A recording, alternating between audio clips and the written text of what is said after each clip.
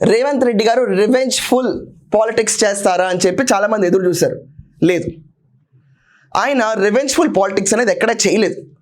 వాళ్ళ కూతురు నిశ్చితార్థానికి ఆయనకి ఒక లిమిటెడ్ పీరియడ్ బెయిల్ ఇచ్చి ఎవరితో మాట్లాడకూడదని చెప్పి బయటకు పంపించి ఆయన అరెస్ట్ చేసినప్పుడు ఆయన తొడగొట్టి అప్పుడు చేసిన సవాల్ రాగానే ఫస్ట్ తీసి ఇమ్మీడియట్గా అరెస్ట్ కేసీఆర్ గారినో కేటీఆర్ గారినో చేస్తారు అని చాలామంది అనుకున్నారు.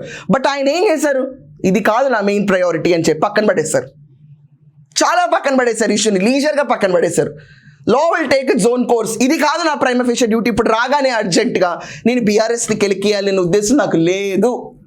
నాకు జనాబలం ఉంది, ఆ బలాన్ని వాడుకుని ప్రజలకు మేలు చేయాలని ముందుకెళ్ళిన సర్వసాధారణమైన మనిషి, ఈరోజు రాజులాగా ఎదిగిన వ్యక్తి అనుముల రేవంత్ రెడ్డి గారు. ఇది ఫ్యాక్ట్. ఇప్పుడు మనం చూసుకుంటే కనుక కాంగ్రెస్లో ఈయన గురించి సపోర్ట్ చేయని నేతలు ఉంటారు. బయట చాలామంది మాట్లాడుకునే విషయాల గురించి నేను మాట్లాడుతున్నాను. చదరంగంలో 5-6 ప్లేయర్స్ తప్ప మిగతా వాళ్ళు ఎవరు లేకపోయినా రాజే నడుపుకుంటూ తీసుకెళ్లారు యుద్ధాన్ని. రాజు గెలిపి చూపించారు.